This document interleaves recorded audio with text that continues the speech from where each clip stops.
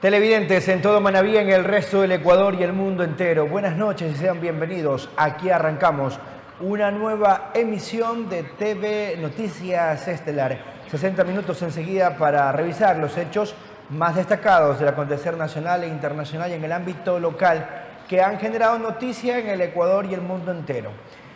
En menos de 48 horas, de acuerdo a datos proporcionados por la propia policía, ya serían 30 los presuntos delincuentes abatidos y han manifestado que no van a dudar en hacer uso progresivo de sus armas y ninguno ha sido hasta el momento procesado. Esto cumpliendo con el decreto ejecutivo emitido por el presidente de la República. Ocurre en medio de horas críticas para definir qué va a pasar en torno al juicio político. Otro asambleísta que decide separarse del bloque del Partido Social Cristiano hace pocos minutos. Los temas más destacados de la jornada. Malena, es un gusto, es un placer. ¿Cómo le va? Buenas noches. Carlos Luis, ¿qué tal? Buenas noches. Amigos televidentes en la provincia de Manabí, Ecuador y el mundo. Qué gusto poder estar con ustedes a esta hora. 1.500 efectivos de las Fuerzas Armadas se encuentran desplegados en varias provincias. Manabí no está incluida, por si acaso.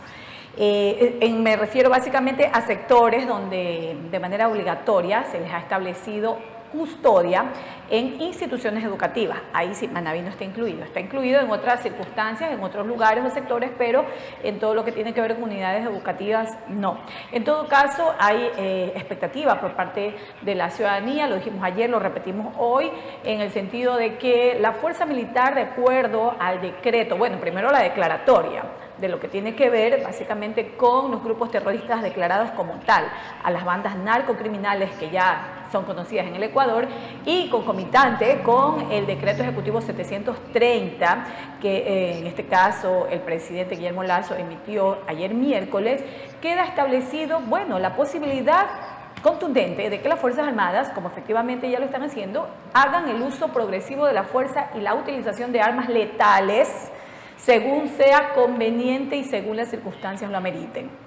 Es verdad, como decía Carlos Luis, hasta el momento no ha habido ningún elemento ni de las Fuerzas Armadas ni de la Policía Nacional que esté siendo procesado por, en este caso, el ejercicio de su función en el combate a la delincuencia, más sin embargo, dentro de este mismo decreto 730 hay uno de los artículos que establece claramente que habrá un tribunal especial para juzgar en el caso de llegarse a dar, cosa que esperemos que no sea así, porque ya hemos tenido esas amargas experiencias que la Policía Nacional en el uso de la fuerza progresiva, ¿no? Obviamente, ha terminado siendo procesada, encarcelada y una serie de barbaridades más. Por eso ya la policía con qué confianza va a ejercer el derecho, en este caso, al uso progresivo de la fuerza, si no habían garantías de ninguna naturaleza. Y no es que consideremos que ahora básicamente ya las haya, pero al menos tenemos la esperanza de que eso va a ser lo más mínimo posible. Esperemos que así sea.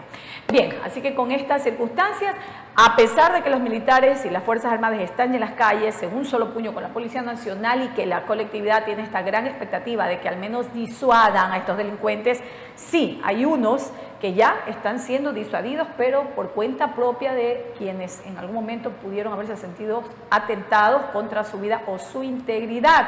Por eso el día de hoy en Puerto Viejo se suscitó un hecho violento que a continuación describimos también para ustedes y básicamente la información que tenemos preparada, así que mucha atención en nuestro informativo de hoy, 4 de mayo del año 2023, 3 muertes violentas se registraron en las últimas horas en la provincia de Manabí, entre ellos 2 supuestos sicarios fueron ejecutados en su ley, escuchen esto, cuando iban a eliminar presuntamente a otra persona. Esto ocurrió el día de hoy aquí en la capital de los manabitas. Veamos. Cubiertos sus rostros con mascarilla y abrigos de capucha, 2 sujetos en una motocicleta llegaron hasta un taller de motos ubicado en el sitio El Naranjo de Puerto Viejo para asesinar al mecánico de este local. Aparentemente los 2 ciudadanos vienen a victimar al señor que estaba en el interior de la mecánica y él repele el ataque. Obviamente las dos personas que venían en la moto eran los victimarios. En videos de redes sociales se observa que quien iba a ser asesinado fue llevado herido de emergencia en una ambulancia por paramédicos, pero una hora más tarde falleció en el hospital de especialidades. Las primeras investigaciones se puede determinar que el ciudadano que era en este caso la víctima es el señor Tuárez Macías II Giovanni. Él acudió al hospital de especialidades, le dieron los primeros auxilios y el señor falleció. Tiene 33 años de edad y asimismo aquí en el sector se encontró al señor Macías Pinargote Diógenes de 23 años y el señor Arteaga Majojo Yandri de 26 años, el mismo que tiene 2 antecedentes. En el sitio donde ocurrió el triple crimen, la Policía Nacional recopiló 7 indicios balísticos, además de 2 armas de fuego y la motocicleta que se les encontró a los 2 sujetos que fueron abatidos por el mecánico. El área fue acordonada para que los agentes especializados puedan recopilar toda la información posible sobre este triple asesinato ocurrido en Puerto Viejo, el mismo que no dejó víctimas colaterales. Informó Marcelo Ruiz. Situación similar se ha vivido en Manta en las últimas horas. La policía ya reveló que 4 sicarios participaron en el asesinato del agente de tránsito municipal, hecho registrado la noche de ayer. Luis Francisco MH, sí, con heridas producidas por pasos de proyectil de arma de fuego en varias partes del cuerpo, e identifican también que el señor en mención habría sido agente de la Agencia de Tránsito Civil de Tránsito de la ciudad de Manta. En el lugar habrían participado en este hecho lamentable y violento 2 motocicletas. Estamos levantando más indicios en el lugar, así como también estamos teniendo el esfuerzo de búsqueda de las características de los sujetos que habrían participado en esta muerte violenta. ¿Qué tipo de armas habían utilizado? Armas de fuego, tenemos conocimiento que hicieron el levantamiento con criminalística y estamos también detrás de los indicios que nos pueden llevar a los causantes de este hecho violento. 2 motocicletas, ¿cuántas personas participaron en este crimen? Aparentemente 4 ciudadanos habrían participado, 2 en cada motocicleta, por lo que nosotros estamos precisamente identificando que son los móviles para cometer este tipo de delitos. Por lo que Hay cámaras de videovigilancia en el sector, ya la policía tiene al tanto todos esos videos.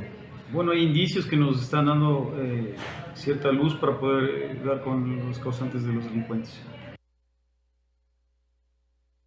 Seguimos con más información. Un supuesto funcionario público sería responsable de un caso múltiple de extorsión a comerciantes de Santo Domingo de los Áchilas. Al respecto, tenemos un informe de nuestra cadena aliada Majestad Televisión. Dueños de restaurantes, panaderías, tiendas y más locales denuncian sentirse extorsionados por un ciudadano que dice ser funcionario público. Este tema ya lo denunciaron también comerciantes de la parroquia Julio Moreno Espinosa el 10 de marzo de este mismo año, quienes mencionaron el perjuicio económico que habrían recibido por este individuo para que sus locales no sean clausurados. El señor intendente llegó aquí a mi establecimiento, ese justo día que él llegó, yo no estaba aquí, solamente estaba a mí. Le voy a dejar una citación aquí, ustedes espero el día de mañana, porque él nos visitó el día jueves, el día viernes le espero en mi oficina con $100 y solucionamos el problema. Le den un dinero a él porque para él no clausurarles, o sea, les estaba como si extorsionando. Eso pasó aquí no solamente con un local, sino que creo que con todos, porque a todos los citó. A unos creo que les cobraba 50, 100.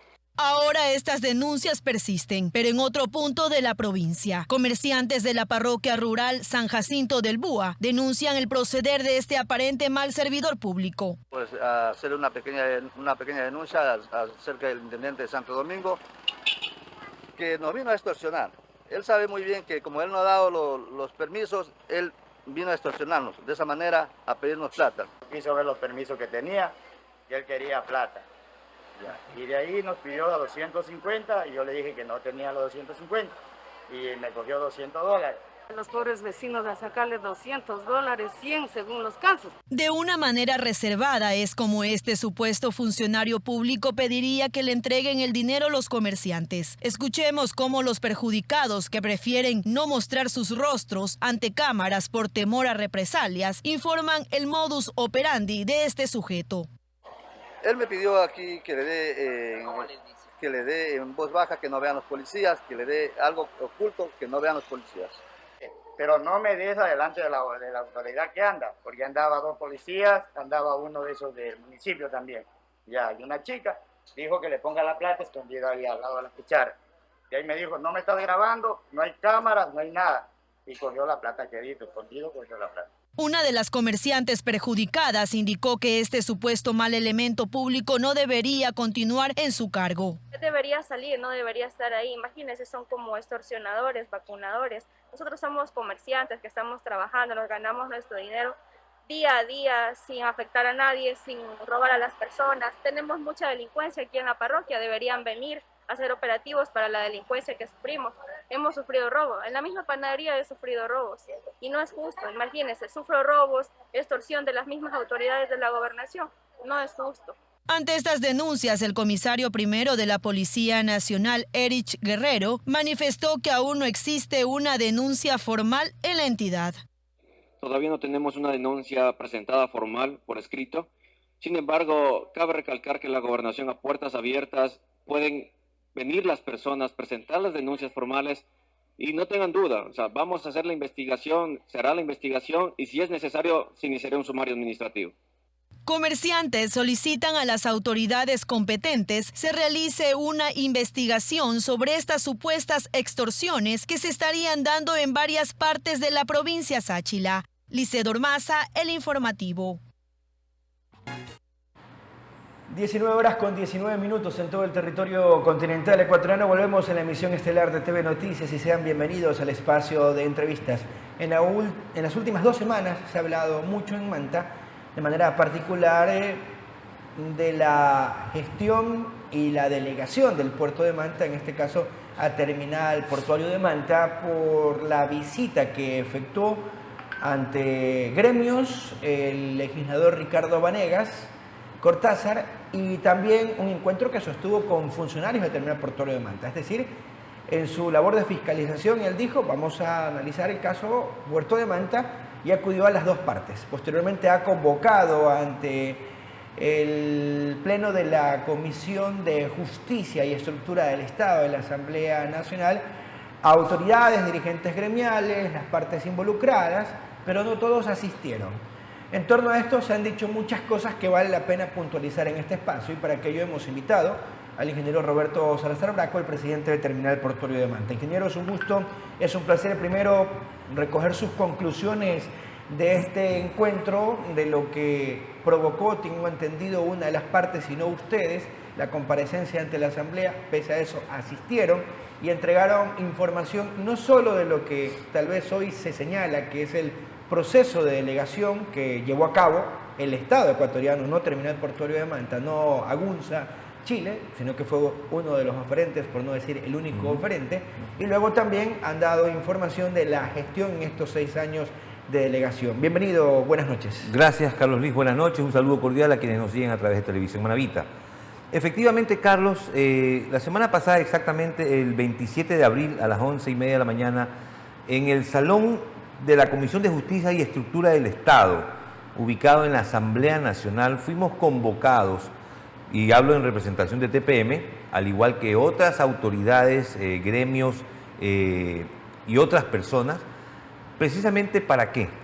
Para tener esta especie de información propuesta por el asambleísta, el doctor Vanegas, en función de la información que había recabado. Recordemos que desde marzo se activa este tema de una fiscalización al proceso de delegación, aduciendo pues que ha sido ilegal o inconstitucional y algunas cosas que se han dicho, y sale la Cámara de Comercio de Manta liderando una asamblea para recuperar el puerto. Producto de esto se genera la visita por solicitud de la Cámara de Comercio, dicho por el ingeniero Pinargote, presidente de la Cámara de Comercio, precisamente ¿para qué? Para escuchar y recibir la información en las instalaciones de la Cámara de Comercio. Como esto fue un evento de conocimiento público, pues también nosotros enviamos nuestra solicitud para ser escuchados. Y luego de esa reunión que se desarrolla en la Cámara de Comercio, pues el asambleísta, el doctor Vanegas, llega hasta las instalaciones de TPM también para recibir documentación, pedir información. Es decir, en una reunión formal. Una reunión formal, una reunión donde él, en su calidad de asambleísta y fiscalizador, motivado precisamente por las denuncias que había recogido de las personas en la Cámara de Comercio, pues digamos que hacen la tarea completa, contrasta, recaba la información y habla tanto con el accionante o demandante como con el demandado, y luego de eso da instrucciones claras a sus asesores de que iba a convocar a todos a Quito en una fecha que él iba a prever, precisamente para dar a conocer y tener esta reunión sobre la información luego del análisis que él habría hecho. Esto se da entonces el día 27 de abril, en la que nosotros asistimos a esta convocatoria que fue personalizada y hecha directamente por el equipo asesor sobre la base de las instrucciones del propio asambleísta. El por qué no asistieron las otras partes deberán responderlo ellos, pero ustedes como terminal portuario de Manta, ¿para qué sirvió esta comparecencia y qué conclusiones dejó el intercambio de criterios con los 3 legisladores que entiendo estuvieron presentes, ¿no? Así es. Bueno, Carlos, realmente no tiene ninguna justificación la no presencia de los accionantes o los denunciantes, porque creo que ese era el espacio para sostener con argumentos, con información y delante de las autoridades, porque entre las más importantes estuvieron representantes de la Contraloría, la Procuraduría y de la Fiscalía, así también como representantes de la SENAE, Aviación Civil. ¿Y por qué estas otras instituciones? Porque entiendo que cuando se habló aquí en la reunión que se efectuó en la Cámara de Comercio, también por ahí algo se tocó el tema aeropuerto, haciendo pensar también que hay problemas con ese tipo de cosas. Y ellos llegaron por convocatoria del legislador. Por supuesto, todas las personas que estuvieron actuando en esa reunión fueron convocados personalmente. Incluso Junta Cívica, Cámara Empresarial de Manta, en fin, entre otros. Autoridad Portuaria de Manta. Autoridad Portuaria de Manta, estuvo la presidenta del directorio y el gerente general, y cada uno tuvo la posibilidad de emitir su criterio, responder a las preguntas del asambleísta, hasta que finalmente le corresponde a la Contraloría, a través de sus representantes, contestar las preguntas que hacía el asambleísta, y a lo cual pues se refirieron en forma específica de que no se había encontrado ningún indicio de ilegalidad o de inconstitucionalidad en el proceso de delegación. Hablaban y manifestaban que habían 2 informes adicionales, creo que concatenados, pero en la parte pertinente a esto, que ha sido una mentira constante, tratada de ser posicionada en el colectivo ciudadano, de que esta delegación hubiese estado o se hubiese dado a través de irregularidades, eso queda absolutamente descartado, no dicho por el asambleísta Vanegas, dicho por los representantes de la Contraloría. ¿Pero qué pasa con esos informes donde hay indicios de responsabilidad? 47 recomendaciones me parece que hay allí. Es que se expuso, Carlos, en forma amplia cuál era el estatus de cada uno de estos informes. Perfecto. Y qué era lo que recogía. Y como son temas en donde obviamente no todo el mundo tiene el conocimiento adecuado, las preguntas son muy concretas cuando las hace el asambleísta y se refiere exclusivamente al proceso de delegación. Perfecto. Eso es lo que queda absolutamente claro, a lo que responde la Contraloría, que no existió, no existe, no se registra ninguna irregularidad en esto. Es decir, se desvirtuó lo que se ha venido posicionando durante todo este tiempo. Por supuesto. Nunca pensamos nosotros, como Terminal Portuario de Manta, que tendríamos esta oportunidad de oro para llegar a la Asamblea Nacional a contar con detalles nuestra parte de la verdad. Digo esto pensando en que eventualmente podría haber... Bueno, cada quien tiene su verdad. Exactamente. Y habrá otro que pensará distinto. Dándole el beneficio de la duda a la otra parte. Pero si la parte accionante de una gestión de fiscalización no llega luego de una convocatoria, que no es cualquier convocatoria, pues eso deja mucho que pensar, y yo particularmente consideraría que quizás, es más, lo dijo el propio presidente de la Cámara de Comercio, que conocían ya cuáles iban a ser ¿Cómo toma esas aseveraciones? resultados. Porque escuché una entrevista radial en donde decía que para qué iban a ir a una cancha que ya estaba inclinada, con árbitro en contra, que iban a conocer cuál iba a ser el resultado. ¿Cómo toma usted esas declaraciones? Mire, primero como manotones de ahogado ante una verdad inminente, verdad que es manifestada por la autoridad competente. Ese era el escenario. Y segundo, que no me parece muy lógico responder eso ante la cantidad de información. Jugar en cancha inclinada, nosotros lo venimos haciendo, Carlos, desde el primer día de esta delegación, que hemos tenido esta posición de estas personas, identificadas todas, y que respetamos, respetamos cualquier criterio en contrario a este proyecto que llevamos adelante como Terminal Portuario de Manta, pero lo que no entendemos son los motivos. Dicho esto, por cuanto hemos demostrado también hasta la saciedad que nada de lo que dicen o pretenden posicionar es cierto. Y la prueba final fue precisamente en la Asamblea Nacional, cuando luego de toda la documentación analizada y las respuestas de las autoridades competentes, se recoge que no existió ningún tipo de irregularidad o inconstitucionalidad en la delegación. Posterior a la visita del asambleísta Vanegas, posterior a la comparecencia del Terminal Portuario de Manta y de algunos otros que fueron convocados, no ha existido el pronunciamiento más allá de la Cámara de Comercio de Manta. No. Los exgerentes, expresidentes, que también fueron parte de este diálogo, tengo entendido, y que se activaron posterior a la carta de intención que presentó el Terminal Portuario de Manta de querer administrar el puerto, el terminal pesquero y de cabotaje, no han vuelto a hablar. ¿Han acercado ustedes con ellos? ¿Han conocido cuál es su posición en torno a este tema? No, realmente nosotros cuando enviamos la intención de poder realizar inversiones siempre y cuando así lo determinara la autoridad portuaria, en este caso en representación del Gobierno Nacional, manifesté públicamente que estaría gustoso recibir a los gerentes y expresidentes de la institución, me refiero a la Autoridad Portuaria de Manta, pero no se ha dado esta visita. Igual seguimos con la misma actitud, Carlos, de seguir demostrando los resultados, los beneficios que ha dado esta delegación, no solamente al puerto, sino también a la ciudad. Hoy día estamos nosotros en el desarrollo de 3 proyectos adicionales y tenemos un plan de trabajo pues para largo, Dios mediante, y esperamos llegar también a lograr el objetivo, a lograr ese desarrollo, ese crecimiento. Antes de conocer justamente de cómo avanzan estas obras que fueron anunciadas a principio de año, tengo entendido que el legislador Vanegas también conoció lo que ha hecho Terminal Portuario de Manta en estos 6 años de gestión. Y como ocurre normalmente para quienes se acercan al puerto y conocen de primera mano esta información, cambia un poco la visión de lo que escucha o de aquello que se viene repitiendo. En ese sentido, ¿qué sensaciones le dejó a usted la percepción de Vanegas y del resto de legisladores de lo que ustedes informaron?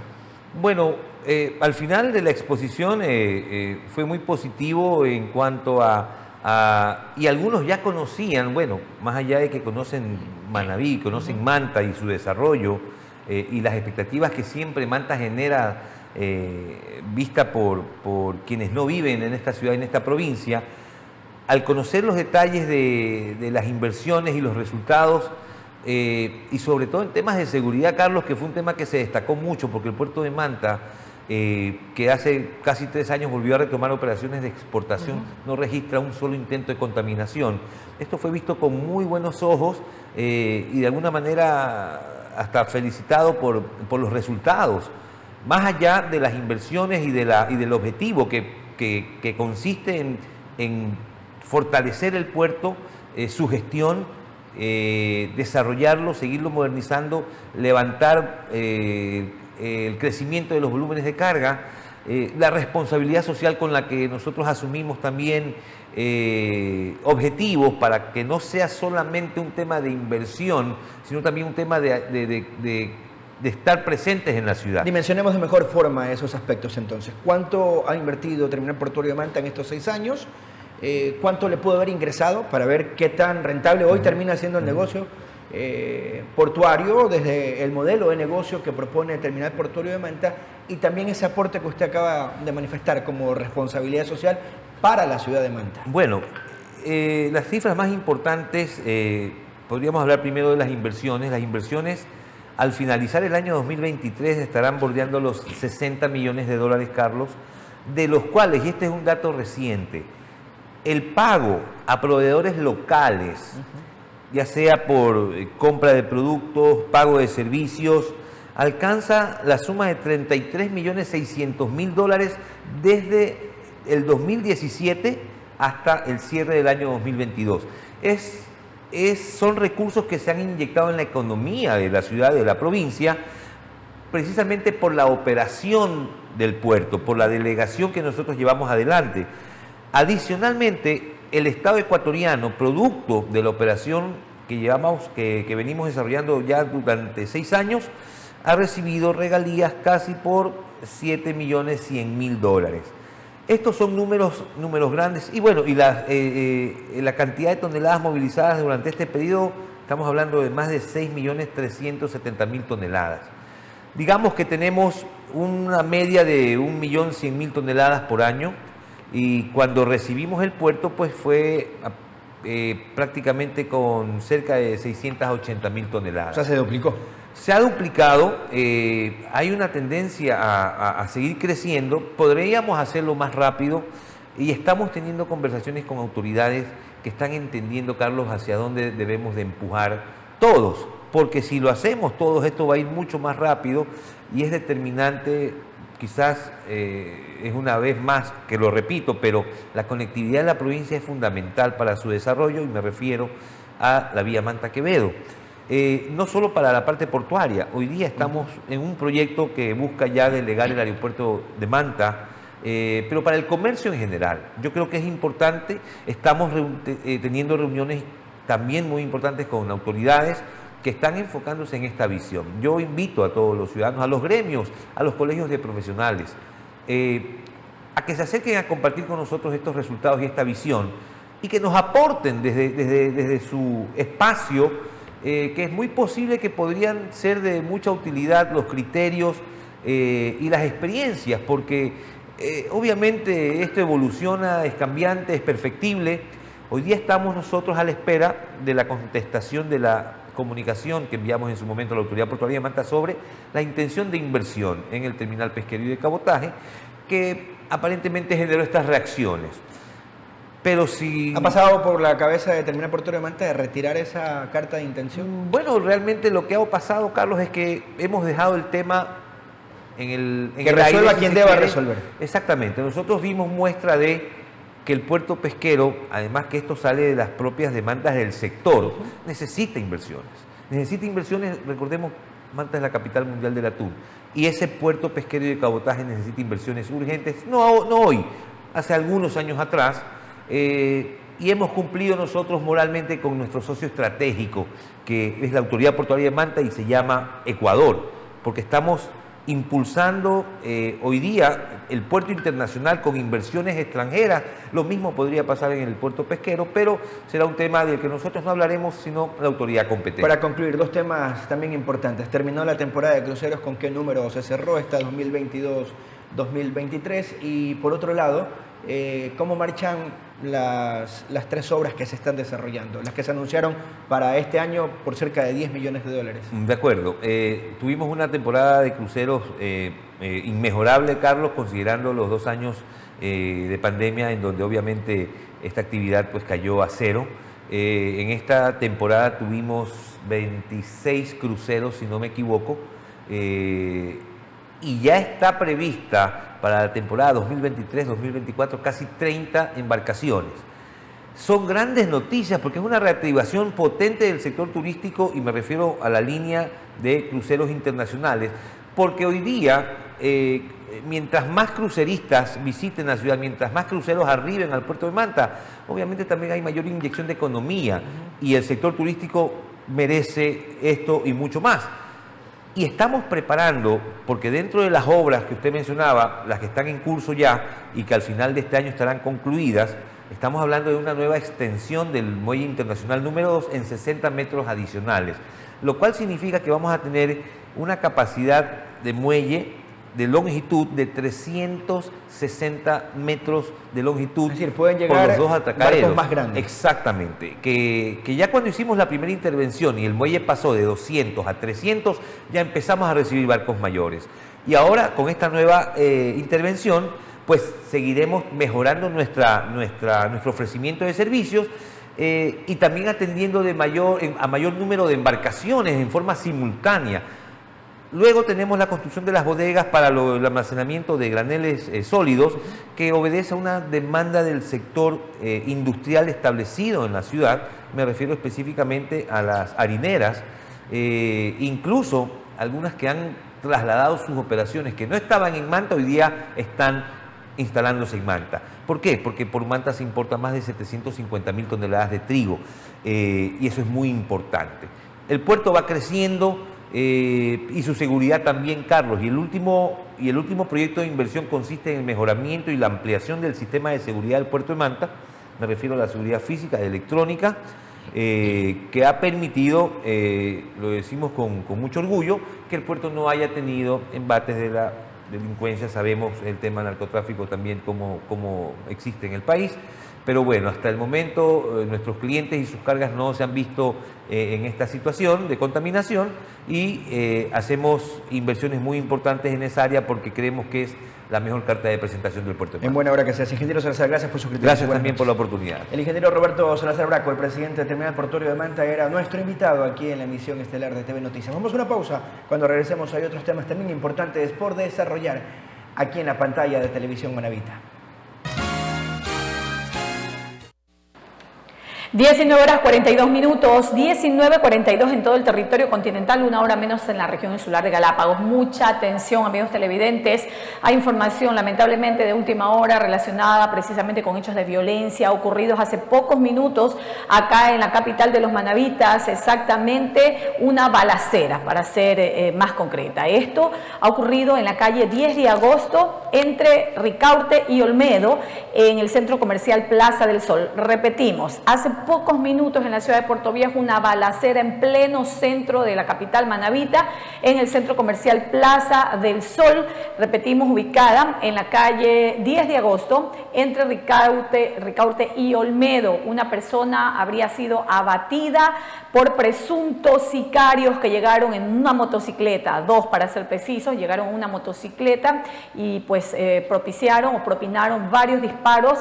Se presume que la víctima, no hay nada oficial, esto es una información, una noticia que se encuentra en pleno desarrollo, pero de fuentes extraoficiales, nada concreto, por favor, solamente extraoficialmente se conoce que la víctima mortal sería el guardia de seguridad de ese centro comercial. Es lo que les podemos manifestar. ¿Cómo sucedieron los hechos? Antes de ir con la entrevista, tengo que contarles brevemente, porque repito, es una información de último momento que se encuentra en desarrollo. Los sicarios habrían llegado en una motocicleta hasta el parqueadero o estacionamiento del centro comercial Plaza del Sol en la 10 de agosto de la ciudad de Puerto Viejo y habrían propinado los disparos presuntamente al guardia de seguridad de ese local o de ese centro comercial. Una vez habiendo cumplido su objetivo, estos salen a toda velocidad en la motocicleta, pero no contaban con que una cuadra más adelante pasaba un patrullero de la Policía Nacional. Al parecer, obviamente, los sicarios se pusieron nerviosos y comenzaron a disparar a la policía, que en ese instante lo que hizo fue responder también con disparos a los delincuentes que se movilizaban en esta motocicleta. Los mismos que fueron heridos y se encuentran luego trasladados hasta el hospital Berti Ceballos de Puerto Viejo, se encuentran en este momento recibiendo los primeros auxilios por parte de los médicos en ese nosocomio. Hay que destacar que se ha activado el código Plata, que es un código código denominado de esa manera, que quiere decir que cuando hay situaciones de temas violentos como el anteriormente mencionado, se activa un esquema de seguridad minucioso para todo el mundo, para quien está dentro del nosocomio y también para quienes ingresan por alguna situación o dolencia de manera general. Esto para evitar que no haya una situación parecida a la que ocurrió en noviembre pasado en el hospital de Chone, donde ustedes recuerdan tomaron como rehenes a varios médicos, enfermeras. Fue una cosa tremenda que no queremos recordar y que jamás se vuelva a repetir en este país. Así que es lo que les podemos mencionar hasta este momento. Obviamente tendremos más detalles, esperemos al término del espacio informativo y si no a las 22 horas con esta misma información, como les repito, en desarrollo. Ahora sí, vamos a dar la bienvenida, 19:45 minutos, al economista Félix Toala Pillay. Él se encuentra vía Zoom junto a nosotros para conversar de temas de actualidad relacionadas con la política ecuatoriana, ya que él es analista. Bienvenido, economista, ¿cómo le va? Buenas noches. Buenos días, Malena. Siempre es un gusto para mí estar en este medio de comunicación. Estoy listo para contestar sus preguntas, estimada Malena. Bien, economista, sí. ¿Cuál es la lectura que le da usted a la situación general del país? Mire, hace pocos minutos, segundos, han ocurrido hechos violentos acá en Puerto Viejo y esto en todo el territorio continental ecuatoriano. ¿Cómo afecta la inseguridad? ¿Cómo afecta la violencia en un país que no termina de despegar? Bueno, es una situación muy complicada para el Ecuador. Desde afuera, desde otros países, se mira al Ecuador como un país demasiado peligroso y eso obviamente afecta primero al turismo, que es una fuente de ingreso permanente que tiene el Ecuador, pero lamentablemente por estos hechos de inseguridad en que vive el país, ya ni los que vivimos aquí nos animamos a salir por la calle en la noche o en la tarde, pues siempre para evitar que algo pueda suceder. Y esto obviamente tiene un efecto al movimiento económico, porque aquellos que desean invertir en el Ecuador, aquellos inversionistas extranjeros, pues tienen que pensar dos veces de poner sus capitales en un país donde reina una especie de barbarie, en donde vemos a través de los medios de comunicación cómo los seres humanos son tratados más que... no cabe el término, ¿no? Personas vivas son degolladas. Eso obviamente, visto desde afuera, nadie o muy poca gente son aquellos que se animan a venir al país. La economía tiene su impacto por esto, los centros comerciales, muy poca gente está visitando los centros comerciales porque ya no hay un lugar seguro. Anteriormente yo le decía en una entrevista a un medio de comunicación que hay un escritor llamado John Reed que escribía un libro en donde decía que cuando usted se veía en peligro y veía que alguien lo perseguía para salvar su vida, tenía que subirse a un bus, entrar a un local comercial o entrar en un lugar seguro. Ahora ya no, usted sube al bus y los criminales suben al bus y ahí mismo lo acaban usted. Entra a un restaurante y pasa lo mismo, es decir, ya no hay un lugar seguro en nuestro país y esto afecta a la economía, a la política, afecta al deporte, afecta a todo en realidad.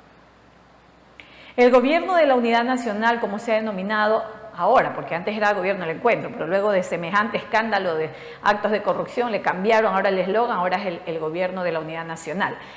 ¿Usted cree que este gobierno esté dando pasos en firmes con algunas decisiones radicales que se están tomando en torno a minimizar y ojalá erradicar los índices de violencia en el Ecuador? Como por ejemplo, en primera instancia, el tema de libre porte de armas, claro, bajo los preceptos de ciertos requisitos psicológicos, legales que deben estar de manifiesto, antes que nada, ¿no? Obviamente. Y ahora, por ejemplo, la declaratoria de parte del Consejo de Seguridad Nacional de este país y luego un decreto posterior que está en vigencia el día de ayer, pues ya está en el registro oficial, en torno a que las Fuerzas Armadas, conjuntamente con la Policía Nacional, puedan enfrentar el tema de la delincuencia en un país donde pues hasta hace poco vivíamos relativamente tranquilos, con mucha pobreza, con necesidades, con inseguridad de otro tipo, pero lo que vivimos ahora en este bello y amado Ecuador es algo que ya no sabemos ni cómo describirlo.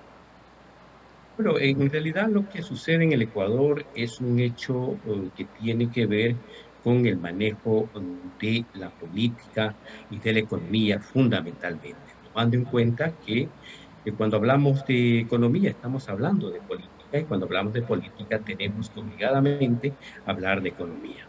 En el país lo que enfrenta ahora es una suerte de un país que sin dirección. Nosotros, los ecuatorianos, y lamentablemente así es, elegimos a un gobierno al que pensábamos que iba a cambiar de rumbo, así nos ofreció, nos dijo que en 100 días resolvería, incluso en 100 minutos, resolvería los problemas del Ecuador y no ha sido así. Entonces, estamos en un momento crítico. Y no es que la inseguridad, no es que los actos de corrupción, no es que estos temas de los vaivenes políticos suceden con el presidente Lasso, sino que bien tienen larga data. Nosotros tenemos que recordar cómo era en el pasado, con la sucesión de presidentes en menos de un año, 2 años, y eso era una inestabilidad que reinaba en el país. El caso concreto, por ejemplo, un caso de corrupción, un caso muy bullado que le tocó dejar el puesto al señor Alberto Dajit, un caso de corrupción de alta monta que el Ecuador recuerda. De tal manera que no es que estos actos de corrupción o estos actos que hemos visto en estos últimos días han sido inventados por el presidente. Pero, sin embargo, esta es la situación que vive el país y se debe fundamentalmente a que en este momento el presidente Lasso no ha tenido los suficientes argumentos para poder desarrollar, para poder mejorar la economía que él ofreció resolverla en sí. Ahora se enfrenta a una situación difícil. Ahora tenemos a una asamblea totalmente desprestigiada que amenaza con sacar al presidente del gobierno. Y obviamente la solución como que no va por ahí. Pero que sin embargo, esto que está sucediendo, el tema político que se enfrenta tanto en asamblea, una asamblea totalmente desprestigiada, con un gobierno que tiene una bajísima aprobación por parte de los ecuatorianos, eso es el resultado de toda esta crisis que estamos viviendo en este momento, mi estimada. Bien, es bastante preocupante la situación actual del país y definitivamente en el Ecuador o en un territorio donde no exista ni seguridad jurídica ni seguridad ciudadana, nadie, absolutamente nadie, piensa en una inversión de ningún tipo. Y eso es precisamente lo que le hace falta al Ecuador, que hayan inversionistas, pero al paso que vamos difícilmente este panorama se presta para poder realizarlo. ¿Cuál sería una alternativa, sea que haya un juicio político y que pues, obviamente cumpla su cometido en torno a que Guillermo Lasso salga del poder? ¿Cuál sería la posibilidad o cuál sería la estrategia o plan B que podría darse en este país de quien quiera que venga para poder cambiar o al menos mejorar la situación actual del Ecuador? Malena, en realidad sobre este tema yo he sido un poco no directo en la situación de manifestar lo que yo creo sobre el tema, porque lamentablemente en este país si usted piensa diferente, inmediatamente es acusado de correísta. Entonces obviamente uno tiene que tener mucho cuidado cuando vierte algún pronunciamiento. Pero que sin embargo yo he dicho claramente, el Ecuador en este momento está frente a 2 escenarios. Un escenario es que el gobierno en los próximos días decrete la muerte cruzada. Y el otro escenario es que la Asamblea proceda con el juicio político, en donde el presidente de la República puede ser absuelto o a su vez puede ser destituido. Pero estos 2 escenarios, en mi opinión, considero que no van a resolver el problema. ¿Por qué no lo van a resolver? Porque la muerte cruzada, que es lo que va a suceder, el gobierno la puede decretar inmediatamente, tiene 6 meses para gobernar mientras tiene lugar la elección presidencial, en donde el presidente actual no tiene ninguna posibilidad de poder ser reelecto por el nivel de aceptación que es sumamente bajo. De tal manera que por ahí no iría la solución. Lo otro es el juicio político. El gobierno en este momento tiene que garantizar tener los votos suficientes para que no sea destituido. Si el gobierno no logra los votos suficientes, obviamente va a ser destituido. De tal manera que estos escenarios son sumamente críticos, porque vamos a suponer que el gobierno logra, como se ha dicho ya en ese baratillo de oferta y demanda de votos en la Asamblea Nacional, el gobierno logra constituir una mayoría, todo el país sabrá que esa mayoría no es legítima y tenemos un gobierno que no es legítimo porque ha sido sostenido por un grupo ilegítimo. De tal manera que no iría por ahí la solución. Por otro lado, si el gobierno decidiera ir hacia el juicio político, se quedaría, perdería la posibilidad de continuar su gobierno por el resto de los 2 años que le faltan. De tal manera que ante una situación, si el gobierno no lograse obtener los votos suficientes para poder salir absuelto del juicio político, lo ideal sería que el señor presidente de la República, en un baño de sinceridad por su aprecio al país, como lo ha dicho, pues lo que procede es la renuncia, él procede a renunciar y asumiría el segundo mandatario, el señor Borrero, y de esta manera el gobierno del encuentro, como lo llamaron desde sus inicios, entonces podría terminar su mandato, no con el presidente Lasso, sino con el presidente Borrero. Y esto sí ayudaría a la economía, ayudaría a resolver los problemas. De lo contrario, la situación en el país se vuelve más tumultuosa. Gracias, economista, por su análisis y apreciación respecto de la situación acontecida actualmente en el Ecuador. Le agradecemos. Muchas gracias, Malena. Siempre a las órdenes. Bien, vamos a nuestra última pausa publicitaria y estaremos de regreso ya en la final. Ya volvemos. Así estamos poniendo punto final a esta emisión de noticias. Recuerda, a las 22 horas se actualizan estas y otras importantes informaciones en nuestra emisión al cierre. Nosotros regresamos mañana a partir de las 19 horas. Continúe con la señal de televisión Manavita. Buenas noches y que descansen. Televisión Manavita presentó TV Noticias, emisión estelar.